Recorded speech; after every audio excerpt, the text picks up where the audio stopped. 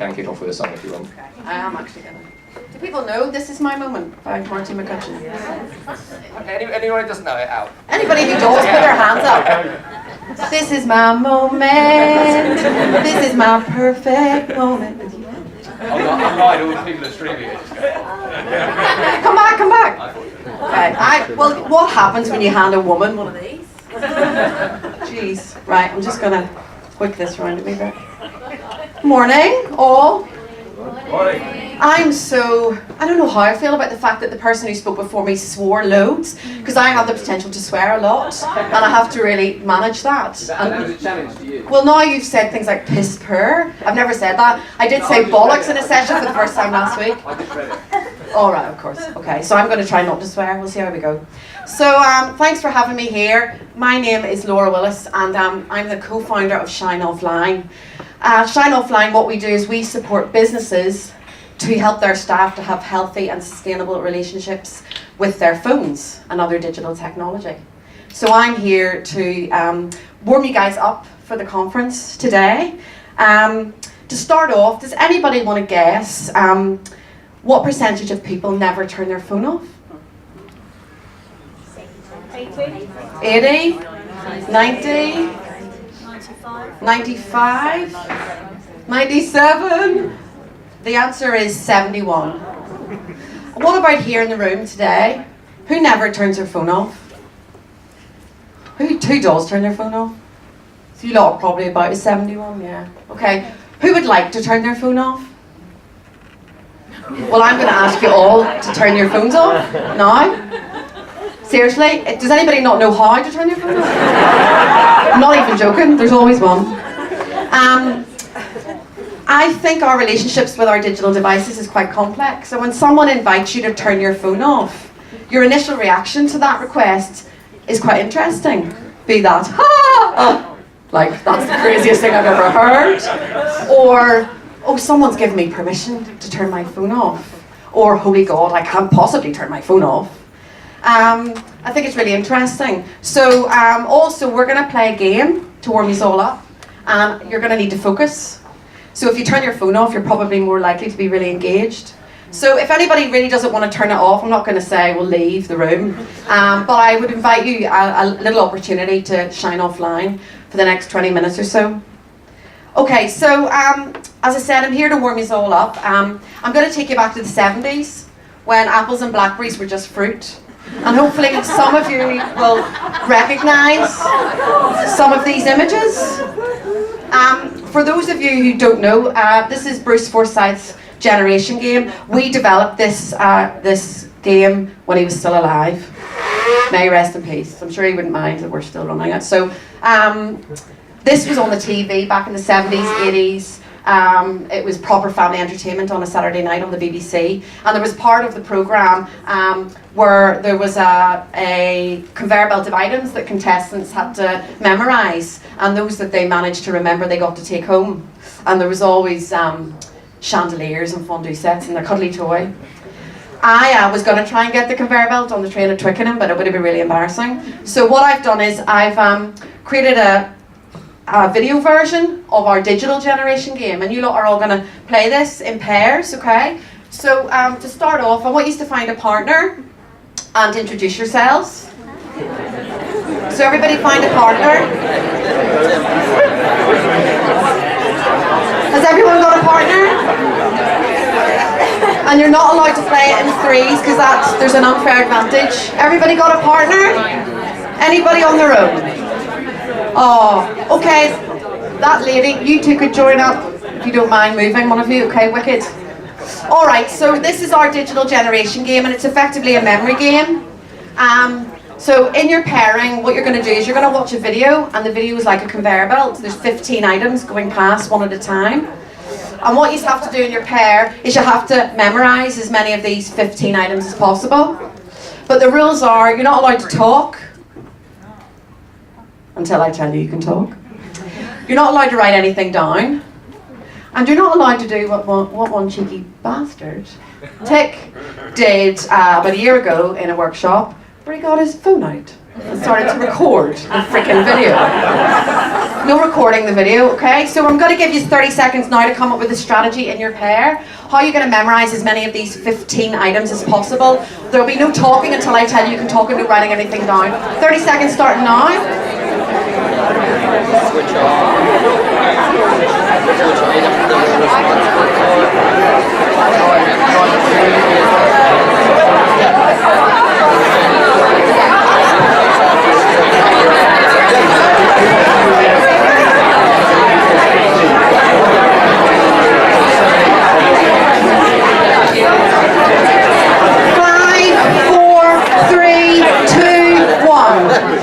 Okay, time's up. Okay, silence please. The video is 45 seconds long. There's a voiceover as well as the items being seen visually, okay? No talking, no writing anything down. Let's play the digital generation game. Loaves of bread, a compass, box of matches, a map, a telephone, a plug, an encyclopedia, quill and ink, a rope, kitchen scales, wooden letters, socks, a spider, a tape measure, knitting needles and wool. Okay, so you now have 30 seconds. You can talk if you want to talk to your partner, but you can't write anything down, okay? So you've got 30 seconds to talk, to try and retain, or you can just be quiet, whatever. 30 seconds starting now. No, did I say you could talk? No, I did. Sorry, I'm tired. I'm really tired.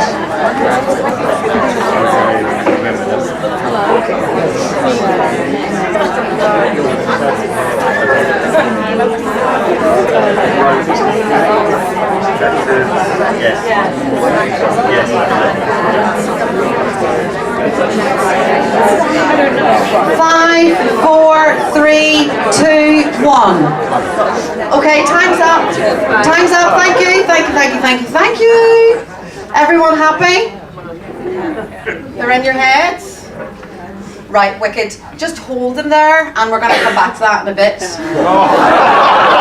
But in the meantime, I want to talk about this world that we're living in, and I'm sure you can all understand and relate to this image that's on the screen at the moment. A lot of us are constantly connected an awful lot of the time these days, thanks to our smartphones and our mobile technology, which is amazing.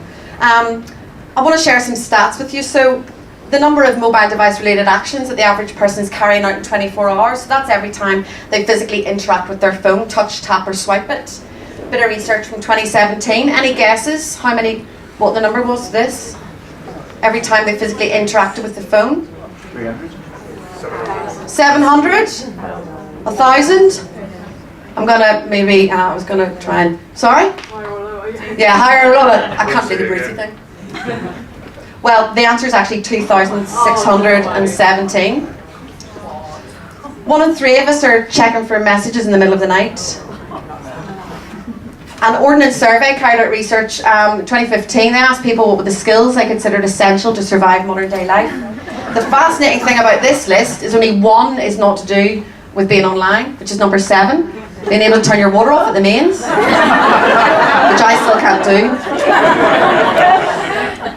How we spend our days has changed a lot since the smartphone was introduced. So this is the average 24-hour working day. 3 points in history. 2007 was the year the smartphone was launched. 2015, and then the data from 2017 is April of that year. So the amount of time we spend sleeping, working and commuting, and on survival, which is the things you have to do, like eating, washing, looking after your children, they've not really changed. The white is the personal stuff. This is the sweet stuff. This is where we form our intimate relationships, where we carry out our hobbies, the stuff that flashes before your eyes when you're on your deathbed. You know, the bungee jumps, the sunsets, etc. And red is screen time. So the year that the smartphone was launched, about half of that time was spent in front of a screen. And in 2015, that had grown quite a lot. And then by April of 2017, the vast majority of that time was found to be spent in front of a screen. So what that effectively means is this little slither of yellow, it's where our individuality lives, and it's where our intimacies live. And Adam Alter, business psychologist based in New York, who kindly allowed me to steal this from his TED Talk, believes that our humanity lives in that slither of yellow. And I think it's fascinating to see that nothing has changed really since the smartphone was launched and put into all of our hands, but that's changed massively. So what is the impact of all of this? Well, I believe, because I've experienced this myself, that a lot of us just feel really overwhelmed, because information is coming at us from every angle on a pretty constant basis. We live in a 24/7 connected world. We're stimulated and occupied for most of our waking hours, and a lot of us feel really digitally distracted. We're not that present. We find it quite hard to be in the moment and be here now. Continuous partial attention is something that a lot of us suffer from. If your phone is on your body, in your hand, in your pocket, and you know it can go off at any moment, part of your head is always on it. So you can't really be 100% on with the person that you're with or with the task that you're involved in, because a little part of you will always be on the device wondering when it's going to go off and what it's going to be.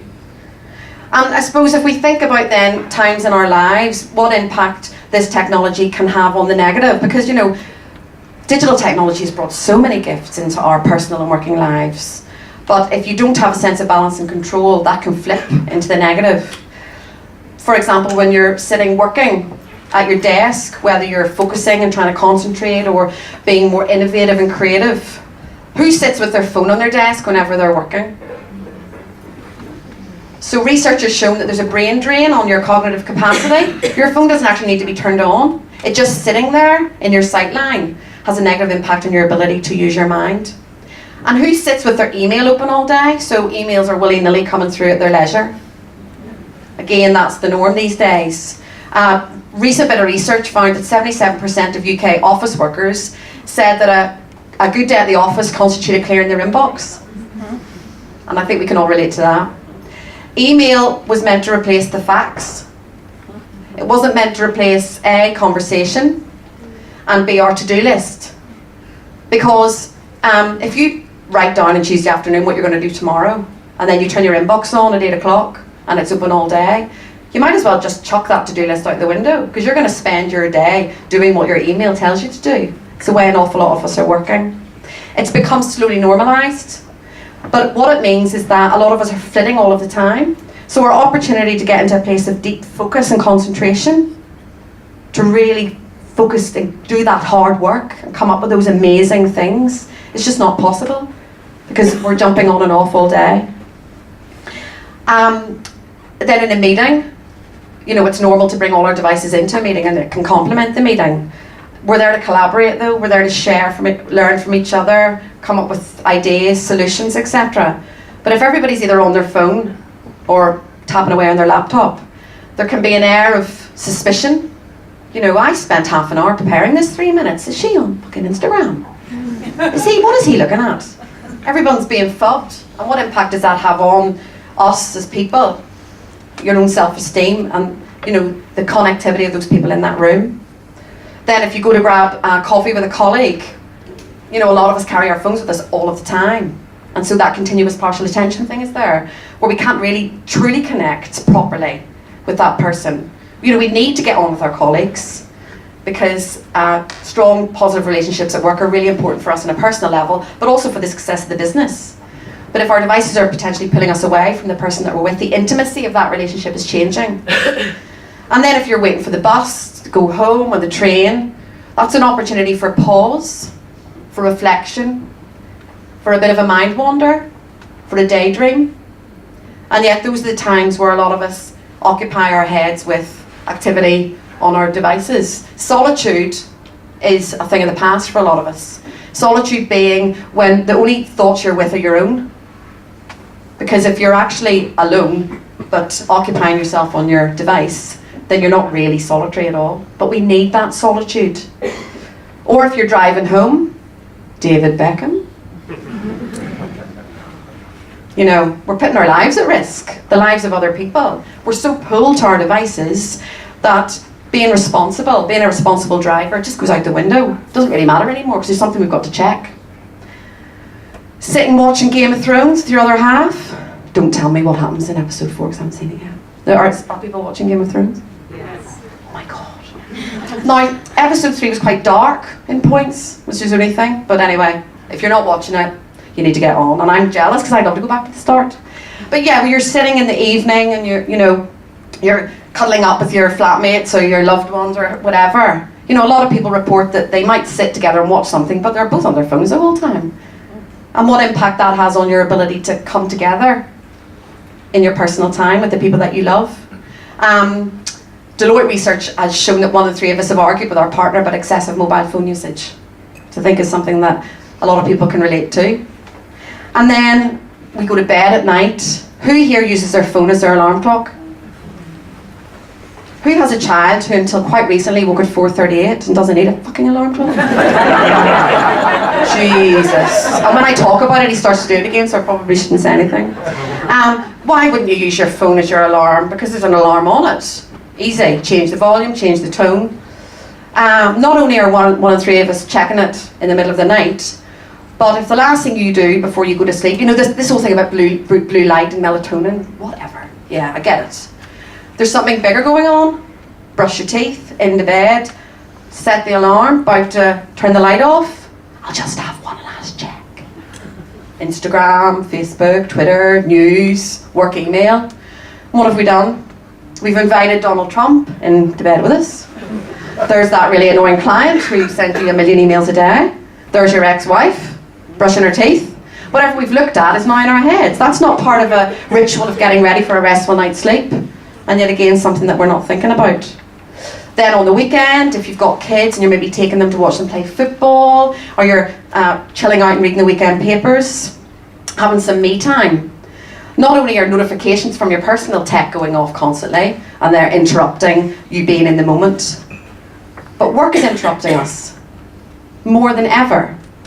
The World Health Organization has stated that by next year, work-related stress and burnout is going to be amongst the world's most prevalent diseases. And that's because gone are the days where you looked at the clock and went, I'll sit on for 10 minutes and look really conscientious. And then I'll go home and I'll rest. And I'll come back tomorrow feeling rejuvenated and ready to go because I've had a break from work. We carry it around with us. There's a macho culture to being available by email at all hours of the day. This is something that businesses generally don't talk about. It's just done. People just are willy-nilly emailing all through the night. And that's creating a culture where people are expected to feel that they should be on all of the time. Chartered Institute of Management research last year found that 80% of managers were spending so much time on their work email out of office hours, it was totaling 44 days in a year. In the evening, on the weekends, on your holidays, you know, people just don't get the break that they need. We all want to live the fullest, best lives possible. We want to do our very best at our jobs and have really rich personal lives. But if you have an out-of-control relationship with your digital device, which was given to us to ease our lives and bring convenience and benefit, if you're not in control of the way that it's used in your world, then you just can't be your best self at work and you just can't have the best personal life possible. Okay, shut up Laura, what's the crack with the game? Back to the game. You're now gonna have, hopefully people have pen and paper in your pairing. If not, you can write these into your phone. I want you to try and remember the 15 items and I'll let you put them in your phone if you don't have pen and paper. You can talk. I'll give you a minute.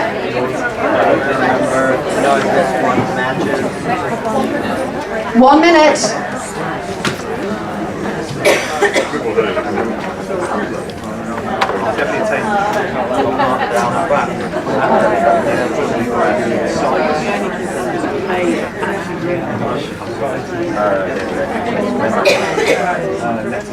Okay. Yeah.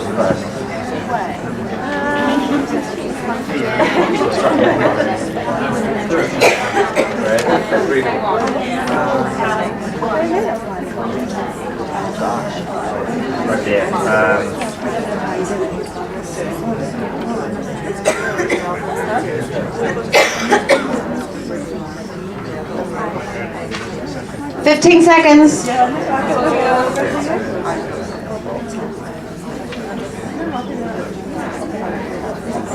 Five, four, three, two, one.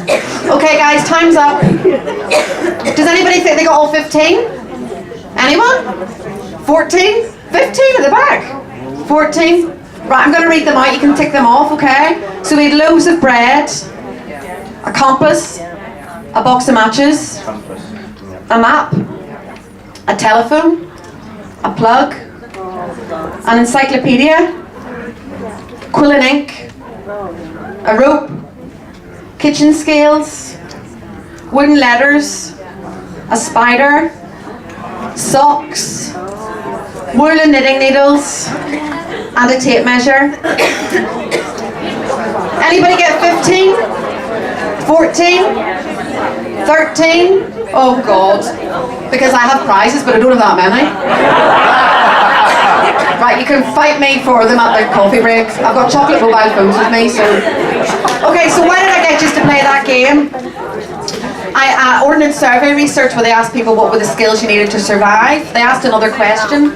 What were the traditional skills in danger of dying out because of the way that we live and we're so reliant on our devices? And all the items in the game refer back to this list. And you know, I do wonder why being on your phone stops you from having the ability to know how to knit or whatever. Some of these are a bit questionable. But there's some other skills that I don't think they're going to die out, but we're not using them the way that we used to. And they're the skills you lot employed when you played that game. So what skills were you using when you played the game? Communication, your memory, observation, storytelling, teamwork, your focus, visualization, thinking outside the box, using your creative mind. They're all things that we don't do the way that we used to. And I think that we all need to take an opportunity to pause and reflect about the way that we're using our devices, and that's why I'm here today. What I want to invite you to do is bring some consciousness to your relationship with your phone today, okay?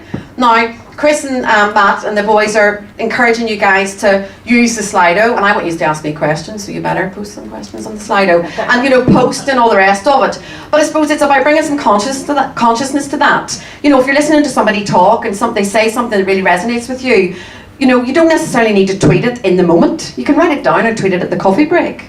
Or if you do decide to go on with intention and purpose. I'm going to go on and ask a question on the Slido, and I'm not going to get lost in my email, or I'm not going to reply to that WhatsApp that's come through. We need to be mindful of where we're placing our attention. We've got to take personal responsibility for this. Before we reach for our phones, we need to pause and think about if we need to go onto them now. And if we do go onto them, bring intention to how we use them. These things aren't going anywhere. 5G's round the corner. And I don't think they should go anywhere. The problem isn't really with the technology, although you know there is a lot around the way they're designed and the persuasive elements, but an awful lot of it is to do with how we as humans are interacting with these devices. We need to bring some responsibility back to that and be present in our lives, feel in control. Because these devices can ultimately make us happy, but for a lot of us we just feel overwhelmed and overworked because of them. Today's about putting humans on top of the agenda, and I would say that a lot of us feel really stressed because life's really busy. And one of the things that adds that sense of busyness is our bloody phones. Because it's 24/7. It's constant. And we all need breaks. As human beings, we all need breaks.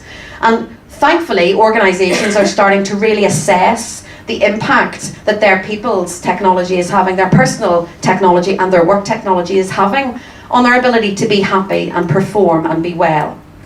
So I'll leave you all with that. Fighting for the chocolate mobile phones, and good luck shining offline.